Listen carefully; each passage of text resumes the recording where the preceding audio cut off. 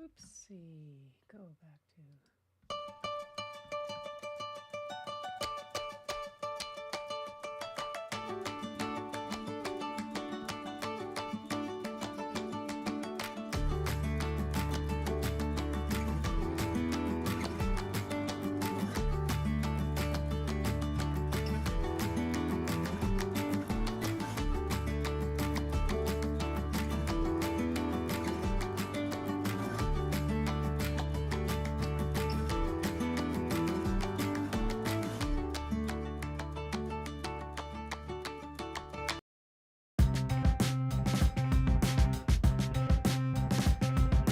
One to a million. There's so many different reasons why I like you.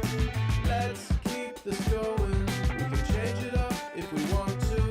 Keep me guessing, keep me guessing, keep me guessing, keep me guessing. It's like ooh la la, ooh la la. It's not hard to say how I feel. It's like ooh la la, ooh la la. It's kinda easy now 'cause it's real. Hey.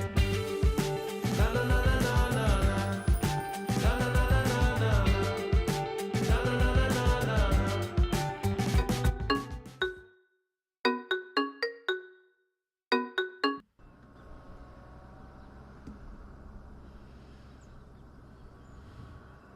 Hey, hi. How are you? Linda, been thinking about you. Are you still at home or have you gone to Texas? I think you were, didn't you need to go to Texas for your son? Anyway, I've been thinking about you today. Yep, been on my mind. It is a Thursday and it is sunny here. And I moved my screens all around so that I wouldn't have things behind each other. And it's just taken me a minute to get used to it. It's one of those funny kind of things that I have to when I've been doing things for so long in a certain way. And then of course, show 601 I decide to move things a bit. But that's okay. Hi Tamara, nice to have you here. Good to see you guys. It has been a crazy kind of day today. We are starting to get our ducks in a row for our cross country trip. And that Bob had this niggling in the back of his head that he needed to do something. And it was a good thing because one of the first spots we really wanted to stop at is Glacier National Park. And we had, there were very few campsites left for the 2 nights that we needed. And there were no campsites, the same campsite for the same 2 nights. So we have to move in between, but that's okay because we drive the van and we just move. That's pretty easy to do. And then there were, for the drive, for the road to the sun, which is this really cool drive to take. It's a timed entrance. They only allow so many cars on it at a time. And then when the tickets are gone, they're gone. And there were only, I think for the day that we wanted to go, there was like less than 150 tickets left. And they were only available in the afternoon time slot from 1 to 3. All the morning ones were all gone and all sold out, all gone. All the tickets were all gone for both days that we're going to be there. And so we got what we needed to do, and we figured that was okay because road to this, it would be cool to be there at sunrise. But if I go up late afternoon, I can still stay there for sunset, which is pretty cool too. What's with the purple thingy on my comments? What purple thingy on your comments? Is there a purple thingy on your comments?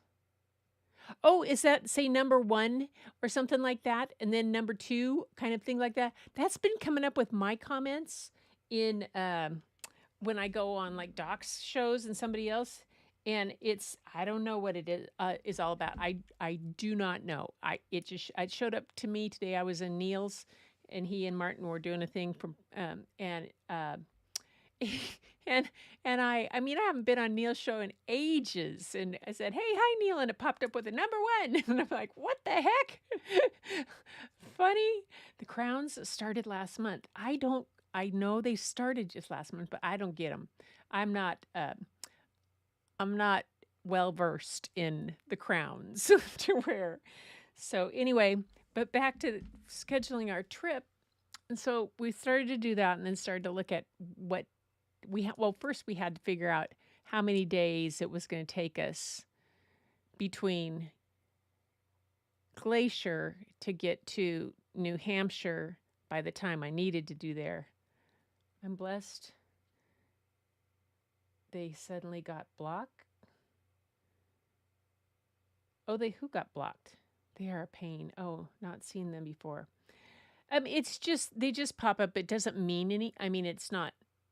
It's kind of funny. It just like is for. I think what it does is like who's doing the most comments or something. I don't know.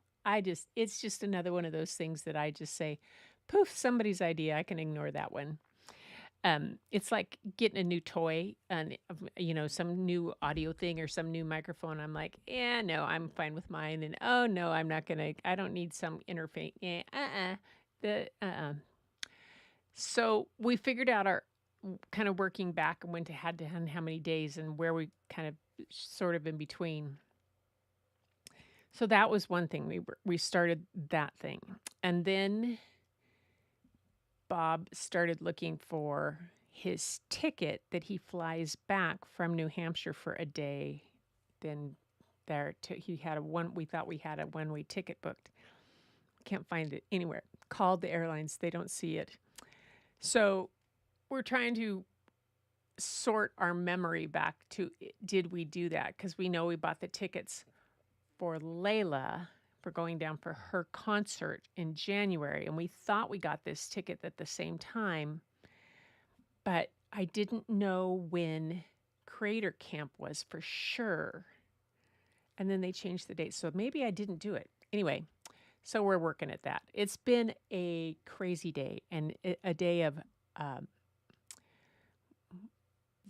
flexible, kind of unknown parameters, the kind of thing that drive Bob nuts. Poor guy. He's just in sixes and sevens. He's just doesn't quite get it. I mean, because he's my dependable left brain, always has a plan and is really cognizant of where everything is. And nope, we don't know. I'm not. So anyway, that's what it's gone. So anyway, today you're here though. It's good to have you here. I'm not seeing them. Linda, you're not blocked. Yeah, some people. It's the funniest thing because sometimes it's like randomly who gets them. I'll be on Luis's show, and I'll be just chatting away with something, and it won't show me anything, and somebody will just hop in who's never been there, and they'll get number one. And Luis is looking at it like, what? And then I won't be there, and then I'll come in late, and then I'll get. It's who knows. Who knows what the deal is. So, but the other thing I did today was I went out and started doing another, it's World Watercolor Month. So I'm doing some of the things that Diane Anton is showing in her prompts and stuff, but I'm just doing them just for fun. I'm not filming any of them, which is kind of nice to just sit there. And then I'm also doing some more birds, but that's kind of fun too. And that's that. I downloaded some pictures today from when I went to the Gig Harbor Garden Tour. And of the 50 pictures I took, I liked one. Oh, no. I correct myself. I liked one in color and a couple of them in black and white. And that's it. That's it. That's okay. We're prepping for heavy storms heading our way yet again. Oh no, Tamara. Batten down the hatches is right. So that's where I am right now. And today, the story that I have for you, um, it, you know, I had the bicycle on the front in Africa and stuff. This is a true story, and the book is called Emmanuel's Dream, and it is written by Laurie Ann. Come up front here. Oh, it's in my way. Laurie Ann Thompson, and she says, what'd she say about herself here? She says, I write for children and young adults, opening up hearts and minds and engaging both toward understanding and improving our complex world. I believe that getting lost in a good book is one of the best ways to truly find ourselves. And she has a fair number of books that she's done, and she's done this series called Two Truths and a Lie, a series. And Big Bold Plans, Elizabeth Warren's Big Bold Plans. She has a book on that, on Elizabeth Plan, Let the Light In, Meet Your World series, all kinds of things. And the illustrator, though, is pretty fascinating. His name is Sean Qualls, and come on, get out of the way. He finds inspiration everywhere. Growing up in the 70s in central New Jersey, his family didn't have much money for art supplies. So he made the best of what was available, discarded paper, blank end pages from old books, and sometimes walls, much to his mother's chagrin. Some of his earliest inspirations were the crayons and coloring books his mom would buy for him and his older sister, drawing and handwriting competitions with classmates, and an illustrated Bible he received for Christmas in the 2nd grade. He moved to Brooklyn to attend art school at Pratt Institute. After only a year and a half, he dropped out, but continued to educate himself while working full-time at the Brooklyn Museum. Sean's books and illustrations often explore history and nonfiction subject. His fine art focuses on race and identity and the intersection of history and mythology, ultimately examining how we create our own identities or allow them to be scripted to us. Together, his paintings and illustrations reveal simultaneously unique and universal moments that reveal the human spirit. He's also illustrated Emmanuel's Dream, a Schneider Award recipient, written by Laurie Ann Thompson, Giant Steps to Change the World, written by Spike Lee and Tanya Lewis-Lee, and Before John Was a Jazz Giant, Coretta Scott King Illustrator Honor, written by Carol Boston Weatherford. And he lives in Brooklyn, where you can find him on occasion, drawing on it. So his work is, let's see, his books, the home showed some of his really beautiful work that he has, different kind of things, The Idea in You, just a really fascinating illustrator in his life, and his style, which fits so well with this book that I'm going to read for you today, because it's just an amazing book. Now, this one needs to go back to, come on up. Here, I'll just drop that out. Right, there we go. Yes, so the book is called Emmanuel's Dream, and it's the true story of Emmanuel Ofusu Yaboa by Laurie Ann Thompson. Yeah, good, you can see it. Okay, so we're prep. In Ghana, West Africa, a baby boy was born. 2 bright eyes blinked in the light. 2 healthy lungs let out a powerful cry. 2 tiny fists opened and closed, but only 1 strong leg kicked. Most people thought he would be useless, or worse, a curse. His father left, never to return, but his mother had faith. Her name was Comfort, and she named her first child Emmanuel, meaning God is with us. Let me just try something here. There we go. As Emmanuel grew, Mama Comfort told him he could have anything, but he would have to get it for himself. He learned to crawl and hop, to fetch water and climb coconut trees. He even shined shoes to earn money. Most kids with disabilities couldn't go to school. Still, Emmanuel's mother carried him there until one day she said, "You are too heavy." From then on, Emmanuel hopped to school and back, 2 miles each way, on one leg, by himself. At first, nobody would play with him. So, Emmanuel saved his money and bought something none of his classmates had, a brand new soccer ball. Of course he would share it, if he could play too. Lunging and spinning on crutches his grandmother had found for him, and kicking the ball with his good left foot, Emmanuel earned their respect. His new friends sometimes used their lunch money to rent bikes. Would Emmanuel be able to join them? His friend Godwin pushed him fast so he could balance. Over and over, Emmanuel fell hard. But finally, he rode. When Emmanuel was 13, Mama Comfort got very sick. She could no longer sell vegetables at the market, and Emmanuel's sister and brother were too little to work. He would have to support them.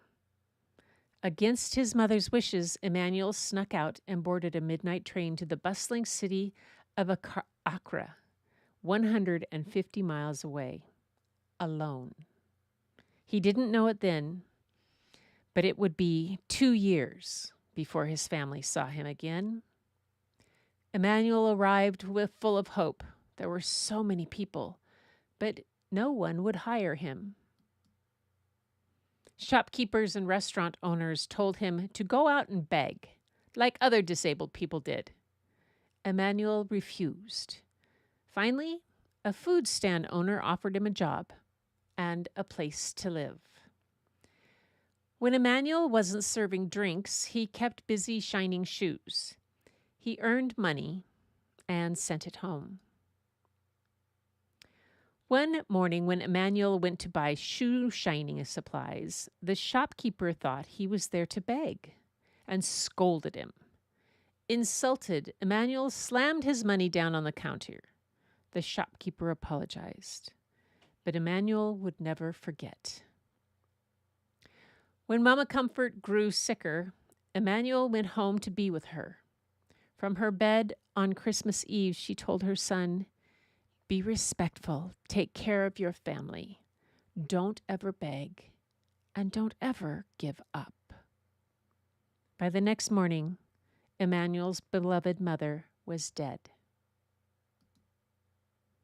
He was heartbroken, but he knew her last words had been a gift. He would honor them by showing everyone that being disabled does not mean being unable. It was a big dream, but Emmanuel had a plan. Emmanuel had a sharp mind, a bold heart, and one strong leg. All he needed was a bike.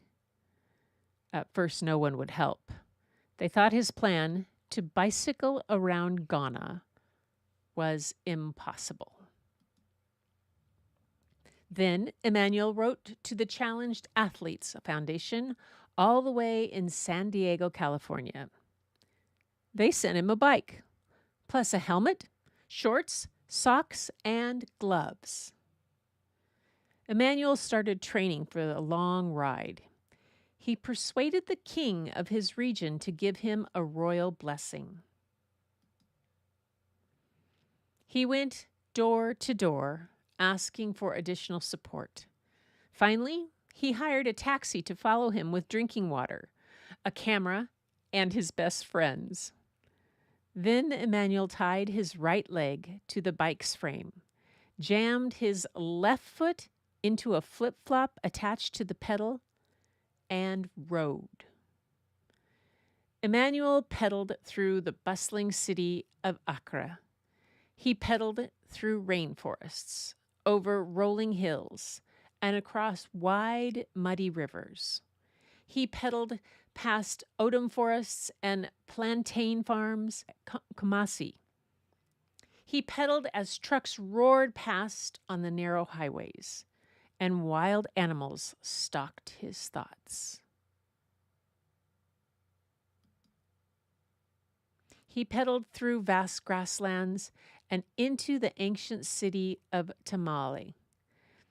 He rode up, down, across, and around his country, proudly wearing the colors of its flag, on a shirt printed with the words "the Pozo," or the disabled person. Along the way, Emmanuel talked to those with physical challenges and those without, to poor farm workers and wealthy landowners, to religious leaders, government officials, and reporters. He wanted everyone to see him and his disability. He wanted everyone to hear him and his message. The farther Emmanuel rode, the more attention he got.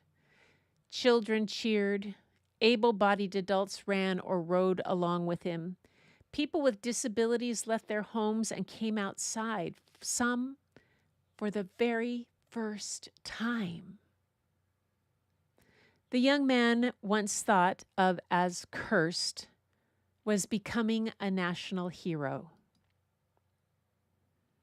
He completed his astounding journey, pedaling south to the sea and back up to Accra, nearly 400 miles, in just 10. Emmanuel still isn't giving up. When did it cut out on you guys? Because I just saw that it cut out on you. That was when Bob turned on the... Okay. Hopefully you got the whole story. If you can tell me if you missed the last few pages, I would like to know. Like, did you see this?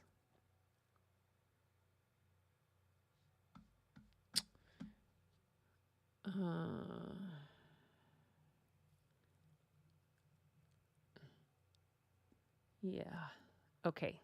I don't see a message from you guys on whether or not you saw the whole story. Well, I'm going to assume that you did.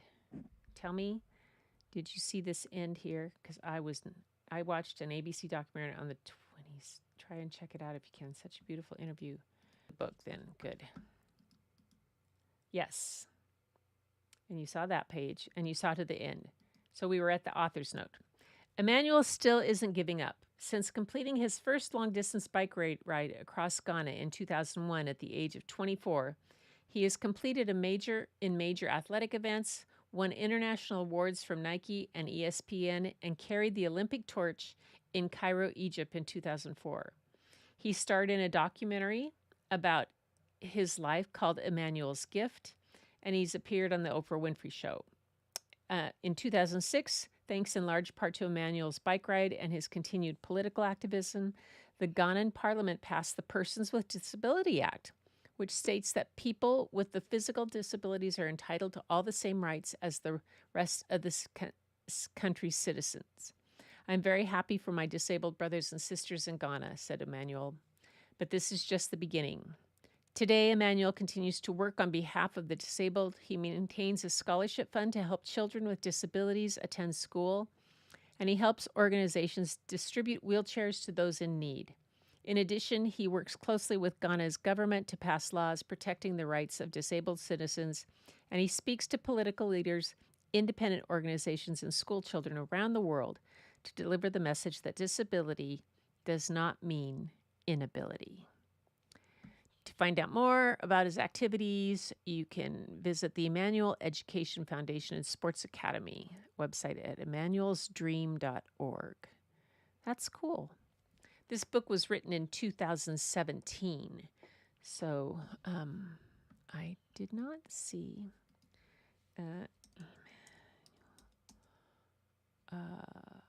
Oops, that was not what. Here, let me go back to here. There, Emmanuel. I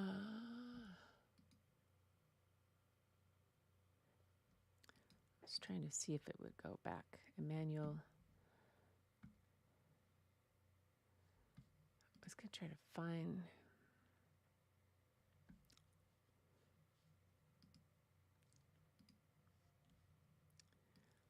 Okay, come on. Why are you in the wrong? Something's in the wrong.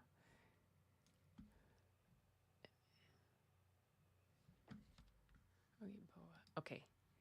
Emmanuel. There we go. There we go. Let's see. He is, what's he doing now? It says he was born in 1978 or 77. He's currently working on building schools for children in Ghana.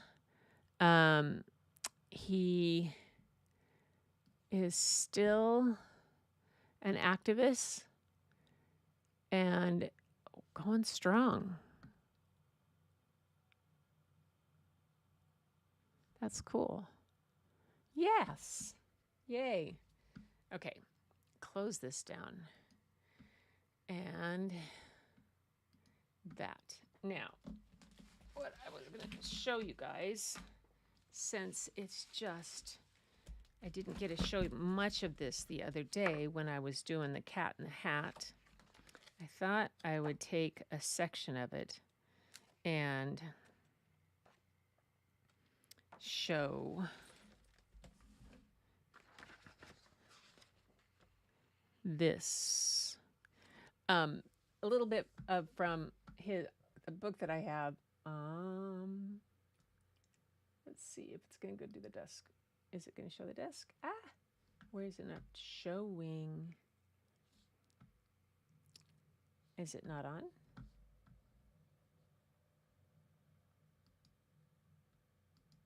Here? Oh, that's me. Wrong camera.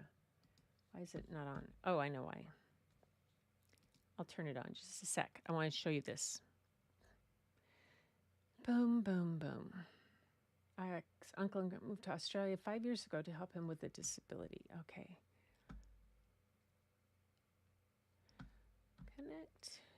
Come on. 2, 1. I need 1. There we go.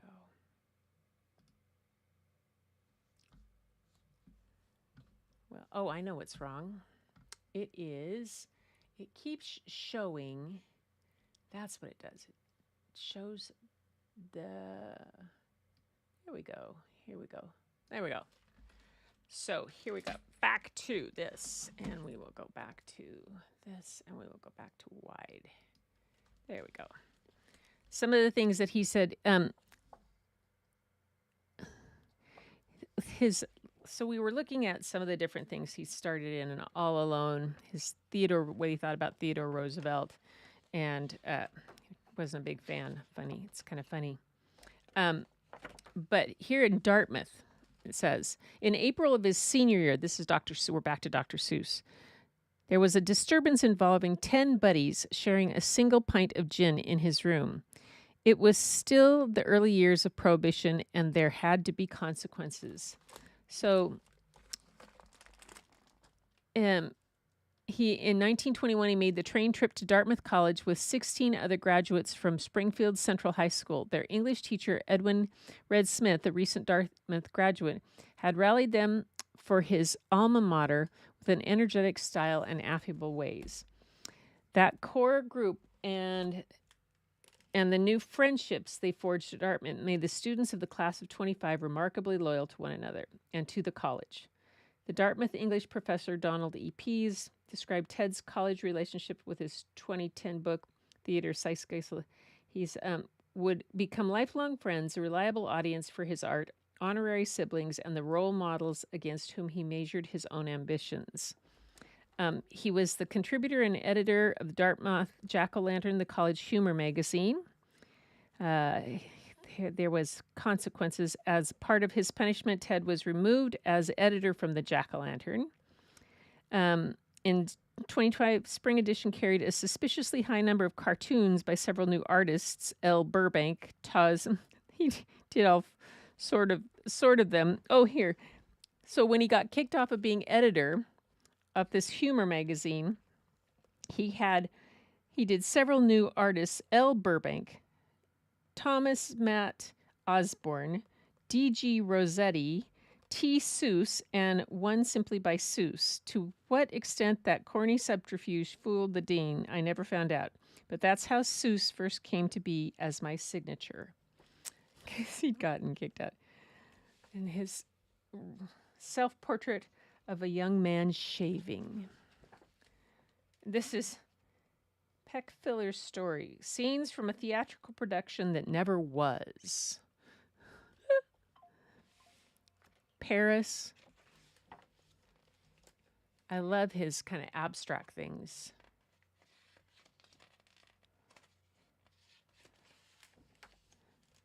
This is animation over frozen frame. And the invention, this is called The Invention of Sitting Down.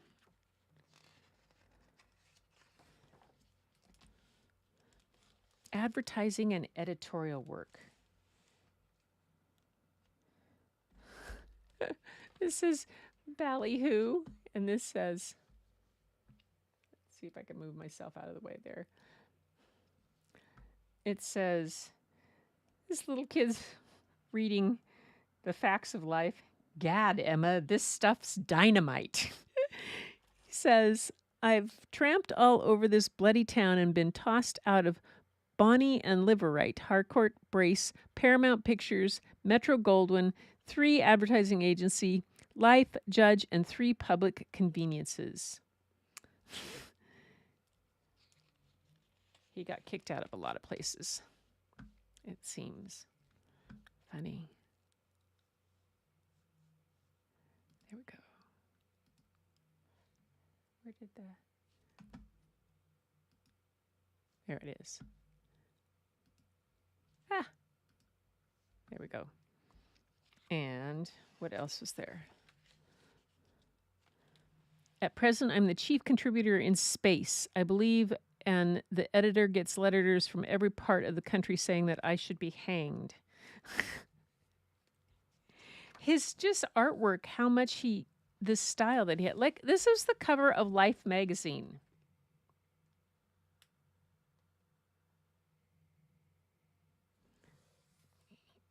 How funny is this? I know, my dear, but that's nothing compared to having an egg. Oh, goodness. Anyway, that's for Dr. Seuss. A little more from this book. There's so many different parts to it. I love it. It's just such a cool book. And there. You can tell a tea geisel piece a mile away. You certainly can't. Oh, this is what I wanted to show you guys. This is just hilarious. Okay. These are I'll capture one tiny. I'll capture one cute. I'll capture a deer that no hunter would shoot. A deer that's so nice he would sleep in your bed if it weren't for those horns that he has on his head. I saw these pieces. These were actual sculptures that he did. And it is just something to behold. They're not small. They're like, I like this one. It's like the Cat in the Hat kind of thing. Just too fun. And look at these. 2-horned Druberhanus. And this is Anthony Drexel Goldfarb. plaster, leather, rabbit ears, and oil on a wood mount. I'll go to the faraway mountains of Tobsk, near the river Nobsk, and I'll bring back an Obsk, a sort of a thing, kind of a thingamabobsk, who only eats rhubarb and corn on the Kobsk. Then people will flock to my zoo in a Mobsk McGrew, they will say, what a wonderful jobsk. That's on If I Ran the Zoo. Look at these. That's what I'll do, said young Gerald. Yes, that's what I'd do, said young Gerald McGrew. I'd make a few changes if I ran the zoo. So funny. So funny. Yeah. Combined into imagination, exactly. Oh, well. That is what I've got going on for you tonight. I've got that story, and I wanted to share some of this, and then I got to go help Bob try to find those tickets. We're a little scattered with this, but everybody, thank you guys for being here tonight. It really is.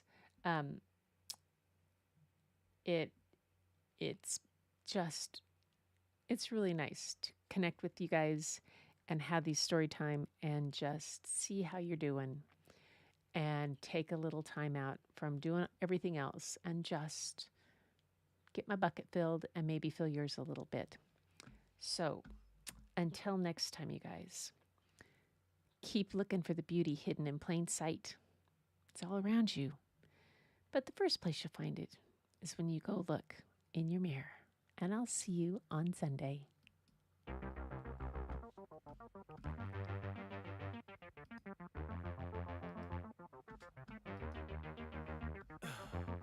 In the heat of the night, we could get lost in all the lights and sounds.